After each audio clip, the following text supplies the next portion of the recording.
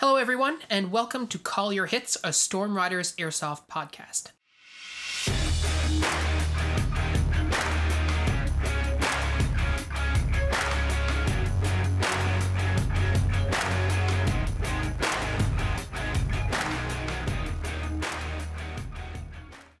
Thanks for joining us, everybody.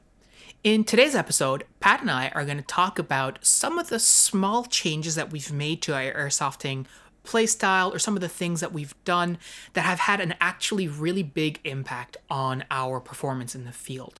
These are things that we chose to pick up, things that we decided that we were going to try to do, or things that we were just going to look into that previously we hadn't really thought about. And in so doing, it opened up a whole new world of possibilities and actually really helped boost our performance on the field. So I think Pat is going to start us off. So from your perspective, when we started talking about this episode, what was the first one that came to mind for you? So absolutely the first thing that came to mind for me was learning how to properly do a shoulder transition. Okay. And it's one of these things where it's a really, really quick thing to learn how to do that,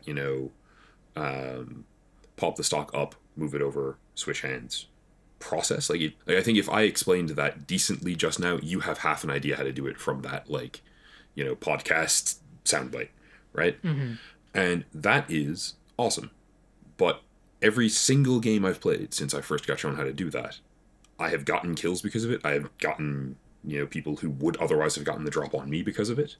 Mm-hmm. And it's like smoothing it out and making it work right and figuring out how to do it with your rifle sling so that you don't get, tangled up and stuff. That all took time, right? Getting it cleaned up took a lot of time. But yeah, I think it took 30 seconds to explain to me how to do it. And as soon as I knew how to do it in just the most basic way, it was like, okay, yep, that's a game changer. Yeah, that's a really good example, because really offside shooting and shoulder transitions and stuff is stuff that we've been sort of aware of and we've known since 2010, 2011, the Magpul days and all that kind of stuff, but we didn't really practice it, right? We knew about it kind of, but it's only in the last I think 4-5 years maybe, certainly since we've been training a bit more regularly and having Chris on the team to do training sessions with and promote that sort of thinking, that we've been spending time to do offside shooting, right? And making an effort to get together and practice as a team. I'm not sure I would say it's if it's quite that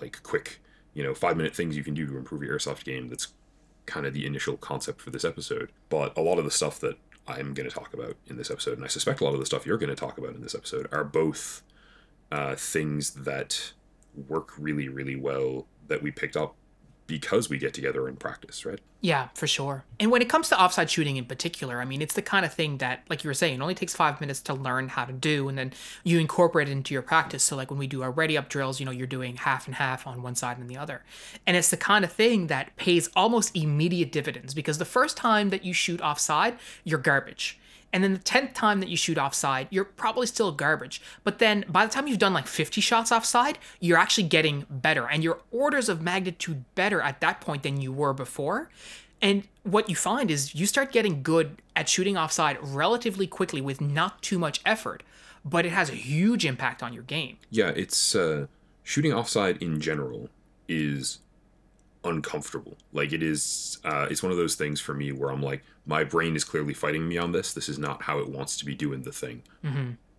But for something that starts out really uncomfortable, it takes very little time to get comfortable with it and to turn it into a really useful, effective skill. Yeah, absolutely. Absolutely. And I know for myself now, I don't even think about it anymore. Yeah, absolutely. It's I'm showing up to, a left side corner, my gun's going to my left shoulder, and I'm just shooting, right? It doesn't matter. Yeah. And it's not a conscious thing anymore. Yeah, no, it becomes muscle memory. It becomes autopilot, right? Mm-hmm. And I think it's reinforced by the fact that it genuinely prevents you from getting your ass kicked. Yep. Right? Yep. Which is pretty excellent. It's very easy to practice skills where you see directly, oh man, I am doing better because of this, in an empirical way, right? Because if you're doing it and the guy on the other side of the situation isn't and needs to be, you will win. Yeah, absolutely. And the thing is, and we've talked about this before, but On average, if you're doing ready up drills and you're transitioning shoulders and doing both sides and stuff, that's great because the other guy on average is not.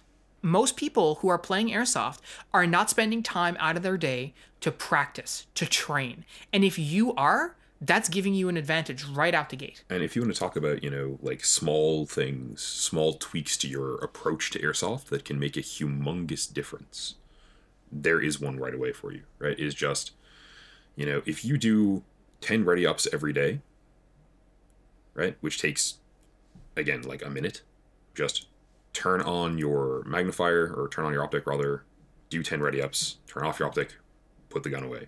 If you do that every day, you are, 70 ready ups a week better than almost every airsoft player. Same goes with basically any of your skills, whether it's reloads, whether it's, sidearm transitions, shoulder transitions. You can do a lot of that dry fire at home, and that will make a huge difference. And like Pat was saying, you're investing, 20 minutes out of your week, not even your day, 20 minutes out of your week to do a whole pile of ready ups. That's a really good return on investment. So absolutely. Yeah, I definitely would agree. I know you snuck a second one in there, but I think that's totally fair. Sorry, I'm cheating. I think for me, one of the things that I did that was relatively small, but actually made a huge difference for me, actually happened last year when we went out with a measuring tape and we measured off a distance, and I got to know exactly what the accurate range on my rifle was at like 100 feet, what my distance hold was at that distance versus what I actually thought it was. I thought there was a distance hold at 100 feet, and turns out there wasn't, right?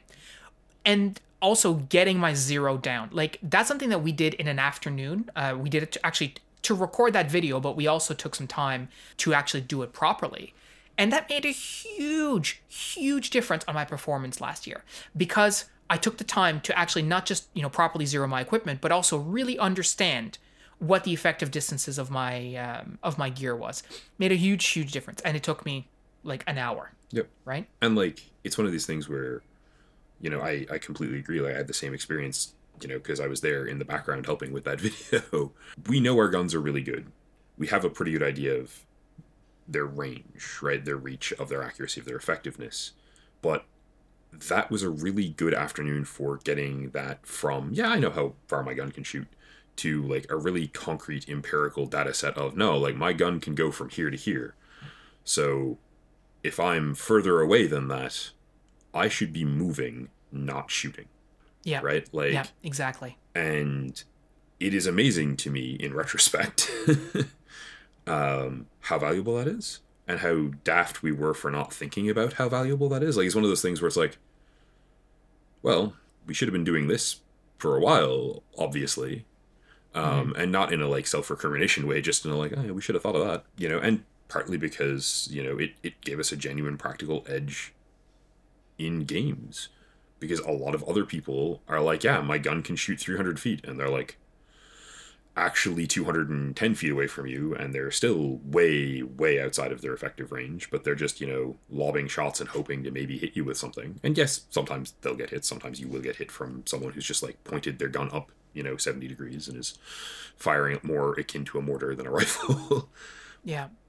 And I think for me, it was a huge part of it was getting that certainty that it doesn't matter what range I'm really at, like, especially like thinking about the frontline field. It gave me my certainty that if I put my red dot on something, my BB can more or less hit it. I don't need to be angling above or below or doing any sort of that garbage. I knew that my distance, I could put my dot on target 150 feet away, and the BB would hit that with the same level of accuracy, more or less, than if I was at 100 feet or 75 feet. That's still like, a couple inches either way, which for airsoft is totally, totally fine, right? That is an excellent MOA for an airsoft rifle. But prior to doing that, if I was shooting someone 150 feet away on the field, I would definitely be, I would be holding my dot over their heads, right? Because I'm like, oh yeah, I have a distance hold here, or I thought I did, right? Before I measured it, I thought there was a distance hold. And it turns out there wasn't. So it's a small thing, but it had a huge impact on my gameplay. And I can't recommend enough for people to go out there and actually do that. And it might seem a little complicated. You need a space and you need to measure and all this kind of stuff. But once you get it set up, it's relatively easy, and you'll be doing it for like half an hour, 45 minutes, and then you're done. And you don't have to do it again for, as long as you don't crack your gun open, basically, or take your optic off or what have you. And it's not like a real gun. Like, you're probably not going to lose your zero over the course of just playing a whole bunch, right? For sure. So, I mean, that's my first thought. What's another thing that you can think of that's, made a big change for you? So, again, talking about like small things that I feel made a substantial difference to my play. And this is a thing that we've mentioned a couple of times, but like, I want to sort of hone in on it.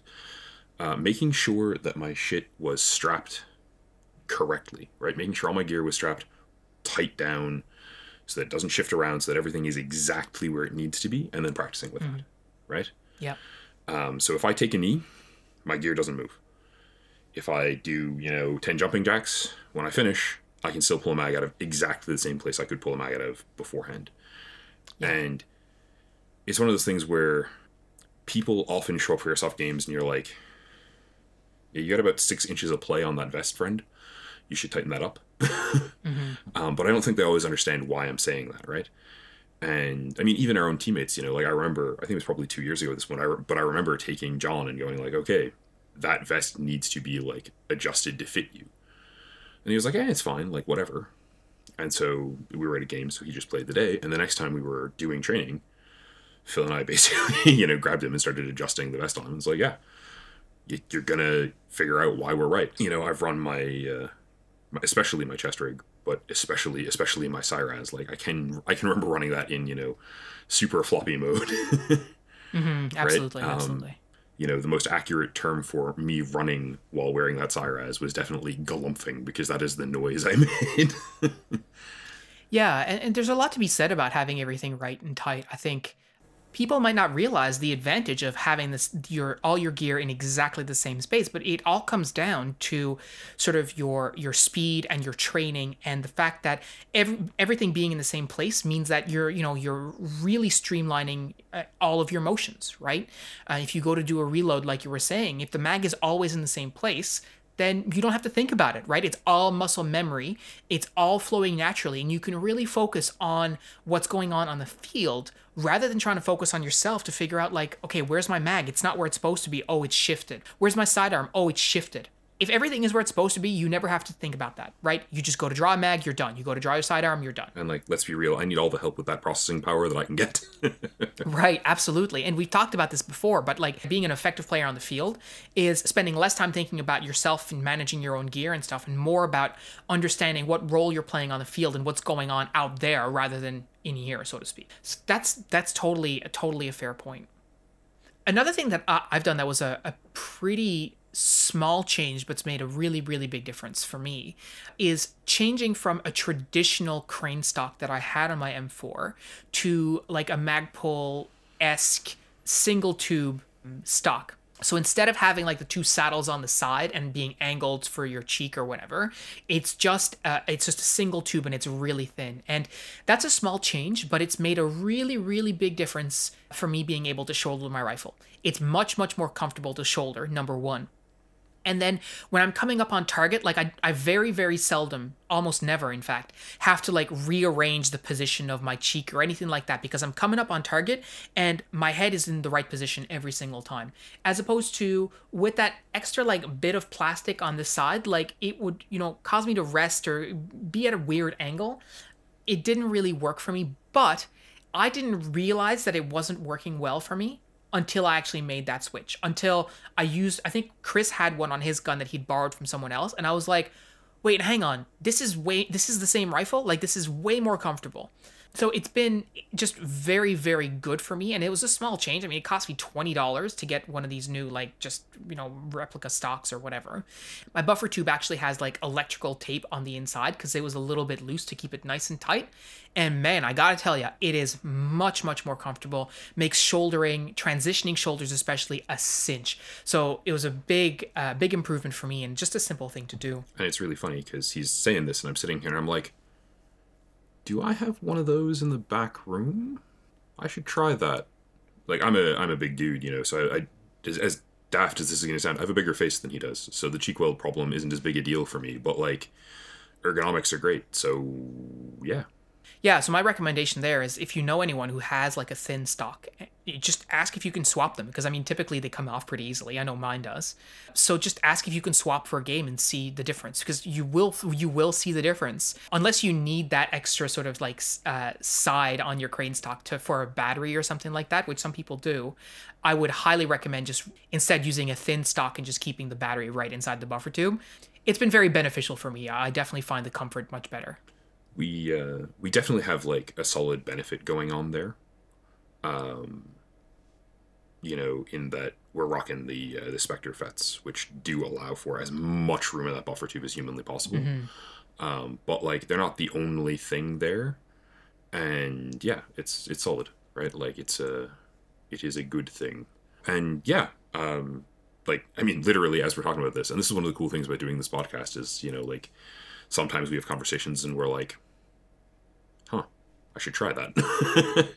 Right? I definitely want to borrow that and just like not even necessarily, you know, run it for a game, but just the next time Phil and I are hanging out, whenever we're allowed to hang out again, because, you know, still COVID restrictions here, I'm probably just going to spend half an hour doing drills with his gun and be like, do I want this? Yeah.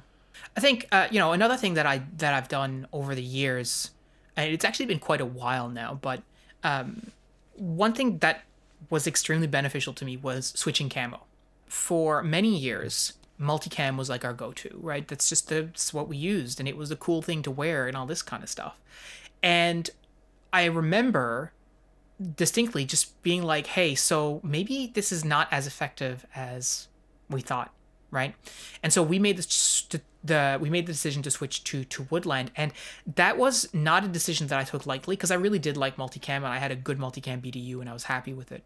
But the reality is like that switch made a huge difference. And really, when you think about the impact that it has on your airsoft play, in terms of your own play style, it makes zero difference, right? Because what you're wearing in terms of the camo doesn't change anything for you. It doesn't slow you down or speed you up or do anything like that, right? It doesn't hamper your movement because you're wearing woodland instead of multicam, obviously. But it does make a huge difference to how effective you can be on the field. And in the recent video that we re-recorded with Johnny, looking at camouflage and effectiveness especially in our environment and stuff, you really get a sense of how important camouflage is, and to sort of let go of any ego you might have with respect to a particular camo that you think looks the best and you want to use, and actually just use whatever is the most effective. And it's not Alpenflash, PS. But in a lot of cases, it might not be what you're wearing. And you have to be open to the idea that, well, if you want a more effective camo, you might need to change, if not necessarily to a specific pattern, at least change your color, right? If you're using multicam, chances are, if you're in our kind of environment, it's not going to be effective for you because it's meant for like mostly desert environments, right? Or at least arid environments, where when we have lush dark green forests, you're just standing out like a lighthouse in the middle of like the forest, which is not effective, right? Turns out our arid multicam, as glamorous as it still feels, frankly, is not actually the best thing in the world that we've ever worn, right? It's not the most useful thing we've ever strapped on during our play. Yeah. And as a corollary to that, I think there's also the idea of what are you going to put on the rest of your body, like your helmet. And, putting a fabric helmet cover on my fast helmet was a huge boon. I thought that just having it painted green was good enough. Nope, absolutely not. You put a fabric cover on there and you throw even some scrim if you can. And suddenly, you go from having a piece of kit which is, okay at, camouflaging you, to something that is excellent at camouflaging you. And it requires, again, no change to your own particular gameplay or game style. It's adding benefit to you without giving you any real drawback, except for the fact that you might think, well, I don't like the way this camouflage looks. That's great. But if it's effective, who cares? And making that sort of mindset change for me was a huge part of it. Until, of course, you sort of see it in action. And I distinctly remember last year being like with my new helmet cover and stuff, like being in a bush and looking at someone. I had zero cover. I only had concealment, and I was looking at this player, and this player could not see me. Right? They were looking right at my direction, but they didn't see me. And I fired one shot and I hit them, and they were like, "Oh my God, where'd that come from?" Couldn't see me. And that's a Right? good feeling, right? Like that is a feels good moment for the airsoft player right there.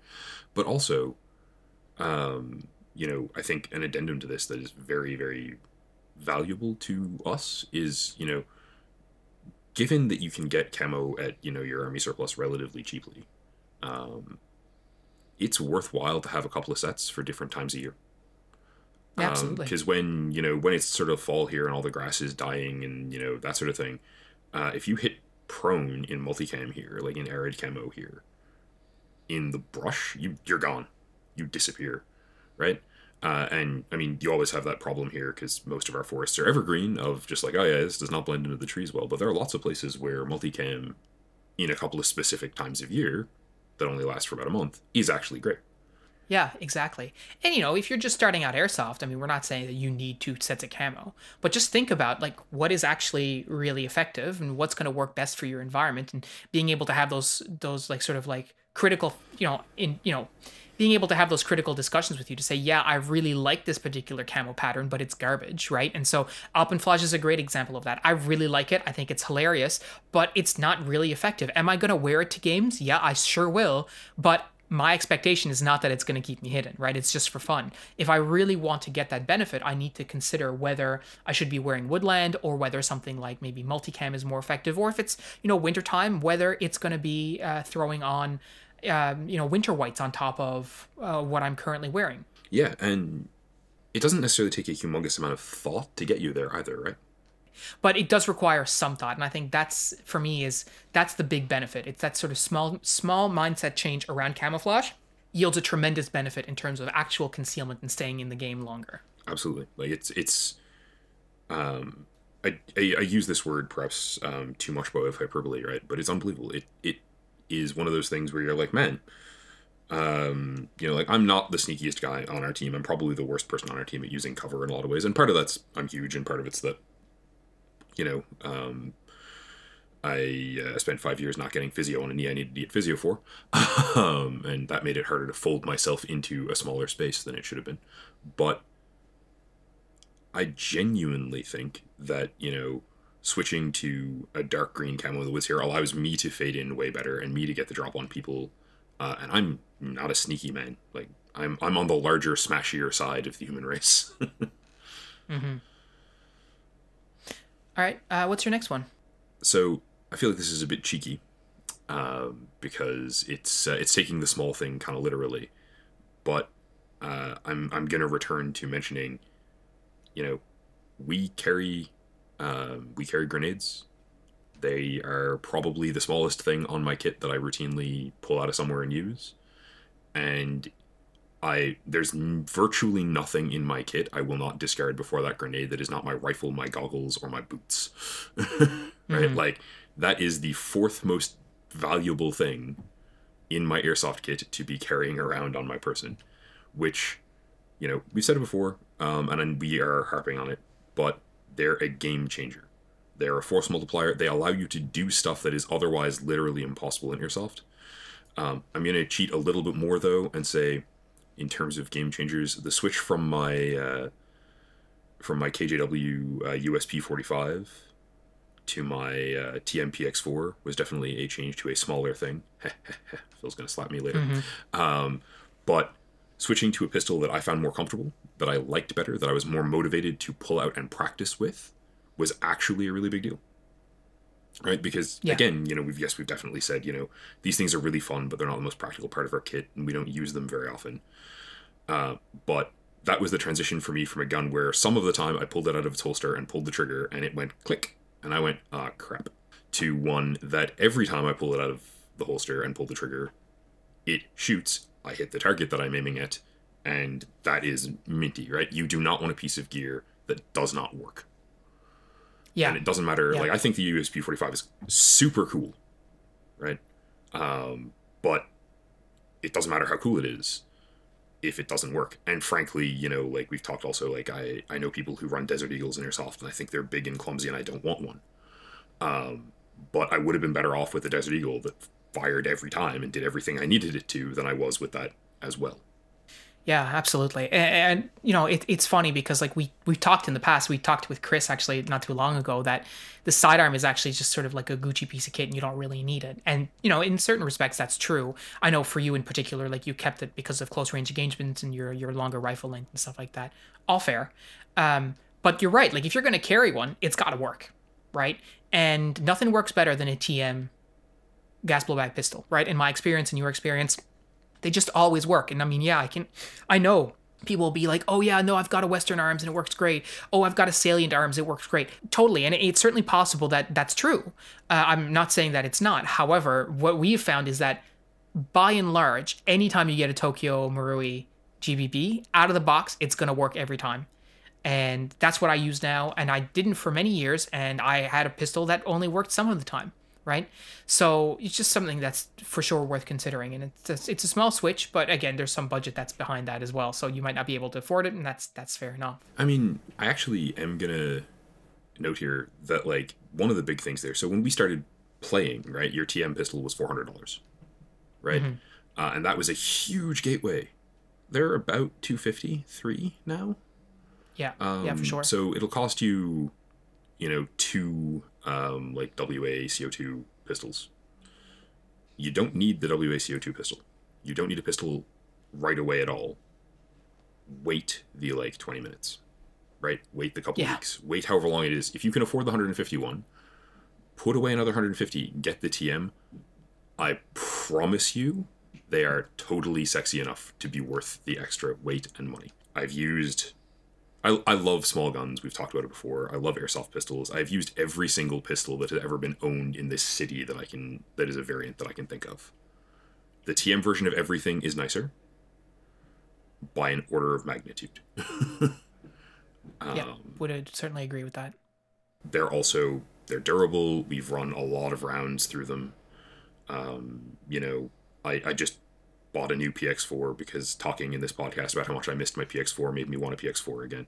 So I have two pistols, and they're both TM, and I don't care. And I mean, we're not sponsored by TM in any way, shape, or form. It's just that's been our experience, right? I mean, I'd love to be sponsored by TM because, man, more TM pistols. Yeah. But no, absolutely not a thing. It's not in any way even on their radar, right? But they're great guns, and I'm way more about telling you, I love this piece of gear. I think this piece of gear is significantly better, is more what we want to be using. And man, I've used I've used cheap, terrible gas guns. I've used Springers. I've used, I've used a Webley. I've used a Colt single action army, right? Sadly, that one didn't belong to me, because that I'd still have. But you need it to work every time. Every time you pull that out, you need it to ideally first round hit whatever you're firing at if you're inside of its effective range, right? Especially because you've got a small magazine and you're almost always pulling it for some reason that is immediately threatening to you, right? Yeah. And, unfortunately, in my experience with airsoft, this is one of the few things where I'm absolutely sure money talks. If you look at me and go, hey, can you play, the entire season, next season with a CM16 Raider? The answer is yes. And I'll be combat effective 95% of the time with that CM16 Raider. I don't particularly want to do it. You'd need to be offering me some sort of incentive for the end of the season. But if you have, if you really wanted to put that to the test, I'm 100% sure I could play effectively with an unupgraded stock Raider for a full season and still be an effective member of my team and useful. Different role, different job. Mm-hmm. No problem. If you ask me in those situations where I'm needing my sidearm, would I go back to the 45, even brand new, even when the USP 45 was brand new and worked the best it ever worked versus the TM?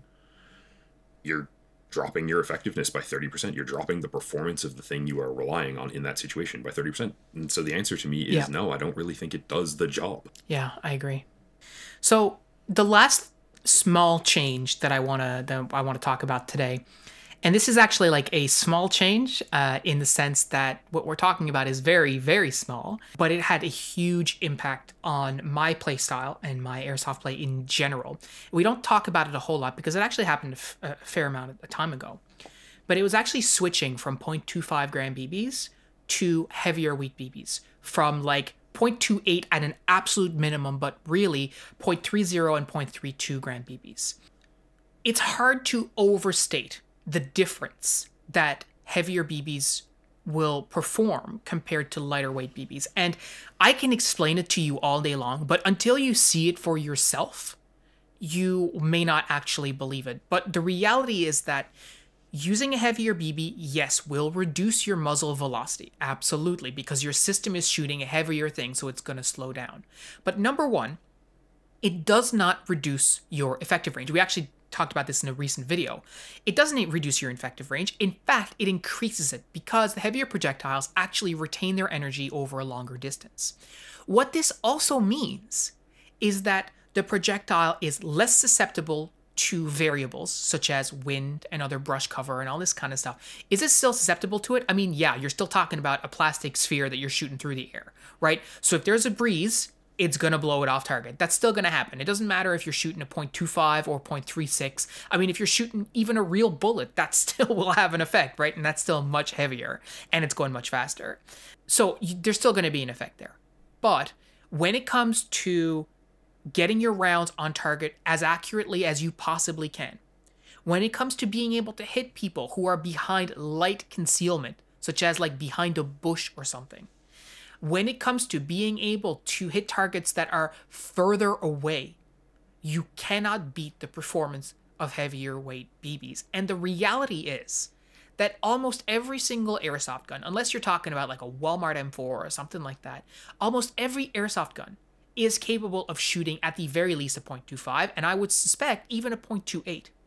If you're thinking about a 0.30 or 0.32, you may want a couple upgrades in there, maybe a stronger spring, maybe some different gears, a better air seal like we've talked about in the past, follow that sort of upgrade path.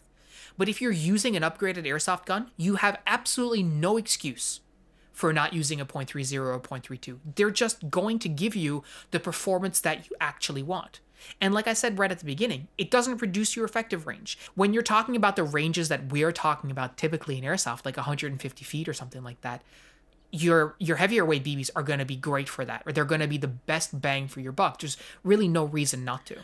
And I really want to sort of emphasize here, right? We were talking about this a little bit earlier when we mentioned the sort of going out and like not just zeroing our optics, but like getting a really good feel for, okay, so we've got a roughly pat-sized piece of cardboard over there. I'm 150 feet away from it, measured off.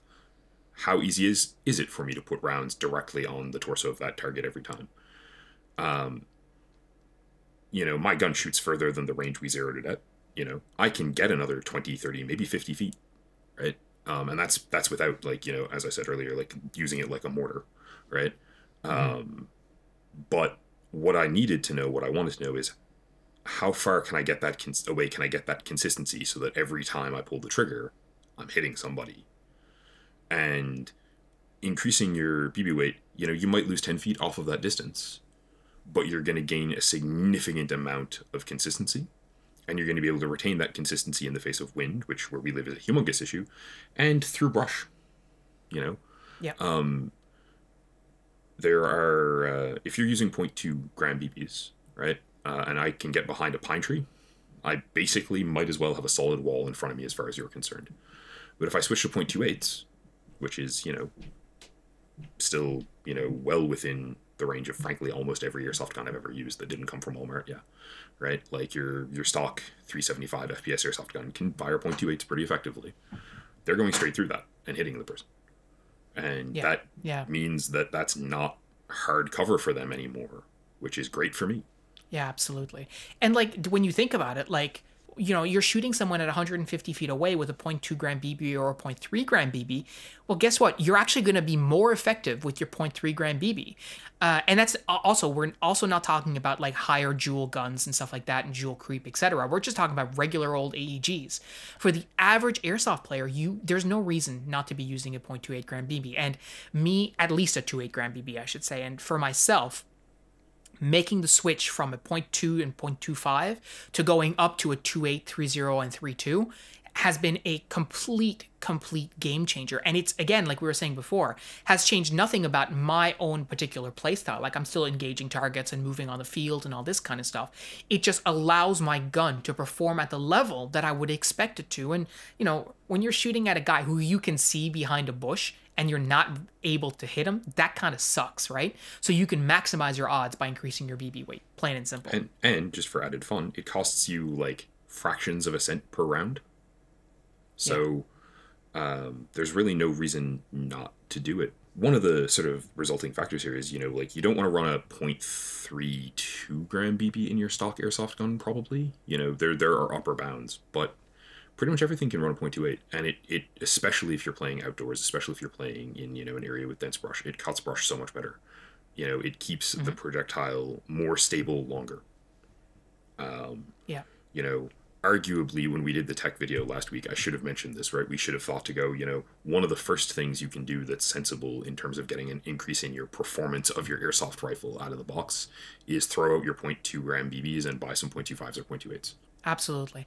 And I mean, we're not really talking about brands in particular, but I think it's worth mentioning too. Like, make sure you get a BB that's a good quality, like a good brand. There's lots of brands out there that are perfectly fine, and I'm not going to tell you that one brand is better than others. I mean, we use Mad Bull and we like that. We've used Griffin in the past. We like those too. There are some brands out there that are really bad, and you should avoid them. Like, I think Golden Ball in particular is not great at all. So do a little bit of research, and if you're just using sort of a basic G&G or Elite Force or whatever, you can take a bit of time and try and get a better brand BB, and that will also improve your performance. And yeah, it will increase your cost, but again, it's really marginal. It's the difference between buying a 4,000 round bag that costs you $30 versus a 4,000 round bag that costs you $35 Canadian. Are you willing to spend that extra $5 for just a better quality, better performing BB? You should be prepared to do that, right? It's not pay to win. It's just pay to get the maximum performance out of your airsoft gun. Yeah, and your tech will also thank you absolutely for not using garbage ammo. Your really cheap brands of BB can fragment in the barrel. They often have sort of imperfections in different sizes, and so I've seen people get, this is a little bigger than it's supposed to be, to the point where it jams up my 6.03 Type bore, or I bought not very good eco, biodegradable BBs, and 6 to 7 weeks later, they're, swollen enough that I'm not going to notice it, but when I toss it into my gun, it's going to jam up my gun, and then I have to take them out of your gun for you, which is often a pain in the ass, and like, even there was a point where a bunch of guys on our team were complaining about accuracy issues, and they bought cheap, really not very good BBs here, and when I took their guns down and took a look at them, there was just white powder residue from the rounds left in their barrels, right? And like, it was super easy to clean out, and I'm still making fun of them for it, to be completely honest, because the next bag up of ammo, right, the bag that I'm using cost me $35, and the bag they bought cost them $25. So for the sake of paying an extra $10, I got rounds that worked, that are still working, that fire where I want them to go every time, that are better made, and that don't mess up my gun. I know, $10 is $10, but don't cheap out on your ammo. Absolutely. And in case you haven't heard this anywhere else, so your gun will come with a little bag of .2s usually. Don't use them. They're not good ammo ever. And like, every now and then, you're like, oh, I bought this gun. Well, it's been sitting on the shelf for 4 years, and that's been in here without a silica packet for 4 years. So like, don't do it. So guys, thanks so much for tuning in. That's it for our small changes that we've made that make big differences. Let us know what you think in the comments. This is certainly something we can revisit in the future. But for right now, that's all we've got, and we'll talk to you next week. Thanks, guys. Have a good week, and we will talk to you soon.